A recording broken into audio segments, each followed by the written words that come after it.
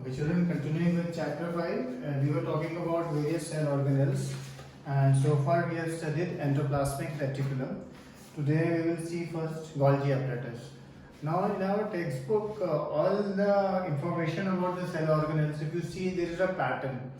Initially, in the initial paragraph, they will tell you about the structure. For example, in Golgi apparatus, it consists of a system of membrane-bound vesicles arranged approximately parallel to each other in stacks called cisterns.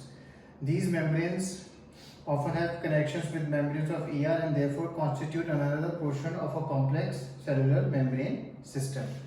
And in the next paragraph, they will tell you about the function of the organelle. So this is a very nice way of learning also, that initial otherwise you will get confused. Okay, first you learn the structure and then you learn the function of the organelle, whatever organelle we are talking about. Okay, so that will help you in learning the theory for this last part of the chapter. Okay, now in Golgi apparatus, one of the main functions is, of course, apart from other functions, is manufacture of lysosomes. And lysosomes are basically, we'll just study about them. They are basically known as, they take care of the waste of the cell. Okay, if the lysosomes are not there, then it will be a big problem for the cell. In fact, if we just read about it, lysosomes are kind of waste disposable system of the cell.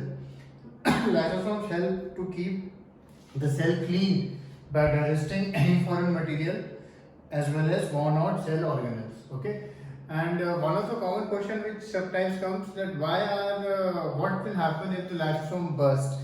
So lysosomes have very powerful digestive enzymes. Okay, they have very powerful digestive enzymes, and if the lysosome bursts, then these enzymes digest their own cell. So that is why lysosomes are also known as suicide bags of the cell. Okay, so that is, if they burst, then they have the capacity, they have the capability to digest their own cell. The next cell organelle is mitochondria. Now, mitochondria is also known as the powerhouse of the cell. Okay, it is basically involved in the manufacture of ATP molecules, adenosine triphosphate molecules. You must remember this ATP's full form also and the spelling also, obviously. And mitochondria also have one unique feature, that they have their own DNA. Okay, they have their own DNA. They have their own DNA within them, and they are, of course, also involved in the manufacture of ribosomes.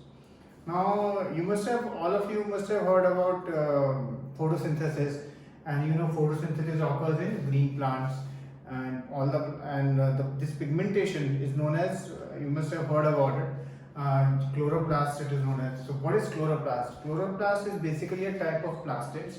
We will see in our chapter there are two types of plastids. One are colorless and one which have color.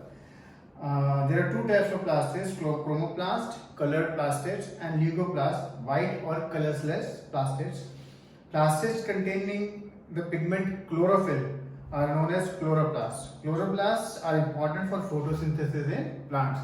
Of course, if humans also had chloroplasts, so we would have to just stand in the sun, and we would get the food when we are hungry, and the food will automatically get cooked. Of course, that does not happen, but if it were to happen, it would have been very easy for all of us. The plastids are similar to mitochondria in external structure. Like mitochondria, plastids also have their own DNA and ribosomes. Okay, so this is a common question which is asked many times in the exam of 1 mark. What is the commonality between plastids and mitochondria? So you have to answer this. Now, in biology especially, you will find that many times the questions are asked from inside the chapter also. It's not necessary that all the questions will be asked from the back of the chapter or of whatever is there in the exercise. Sometimes they will ask the question from the inside of the chapter, so you should be accordingly prepared for that. Next, we will talk about vacuoles. Vacuoles are there in plants and animal cells, both of them, but generally in plant cells they are of bigger size. Vacuoles are storage sacs for solid or liquid contents. Vacuoles are small size in animal cells, while in plant cells they are very large size. The central vacuole of some plants may occupy even 50 to 90% of their cell volume, so that much space they can occupy. In plant cells, vacuoles are full of cell sap and provide turgidity and rigidity to the plant. Here many children ask, sir, what is turgidity? Basically, if the easiest comparison which I can tell you is, say, suppose if a balloon is there and it is full of air, that if you press it, if you press it, you can feel that kind of turgidity. Okay. Many substances of importance in the life of plants are stored in vacuoles. These are called include amino acids, sugars, various organic acids, and proteins. In some unicellular organisms, specialized vacuole also play important roles in expelling excess water and some waste from the cell. Now I just want to have a look at these questions of you on page 65. There are 4 questions. Of course, some questions have automatically been done in the notes, but we'll just have a look at them also. Can you name the 2 organelles we have studied that contain their own genetic material? So that we have just discussed right now, so you can just read again and write about it.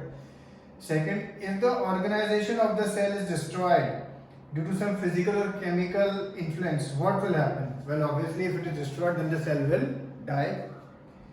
Why are lysosomes known as suicide bags? This question also we just discussed. And 4th question, where are proteins synthesized inside the cell? So this also we had discussed when we were talking about endoplasmic reticulum. So these 4 questions we will have to do. Now I want you to open up page 66. We are discussing first question. Make a comparison between and write down the ways in which plant cells are different from animal cells. A few differences I am telling you right now, so you write them in your notebook then. Okay, animal cell and plant cell. Now in plant cell wall, cellulose and plastids are present. Okay, cell wall, cellulose and plastids. These 3 things are not present in animal cells. So these 3 points give you 3 points. Okay, again I am repeating. Cell wall, cellulose and plastids are present in plant cells and they are not present in animal cells. Second, centrosome is absent in plant cell, whereas centrosome is present in animal cell. And another one is vacuole, if present in animal cell, is generally a small size, whereas in plant cell, of course, vacuole is of very large size. So these are the differences between animal cell and plant cell. You can write more also. Now I have sent you a figure of animal cell and plant cell also. I want you to draw that figure. Now while drawing that figure, you can draw that figure from the textbook also if you want. You can draw, no issues. If your teacher has given you in the class that figure, if you want to draw, that also you can draw, no issues. Or the figure which I have sent to you, you can draw that also. Okay? Cheers.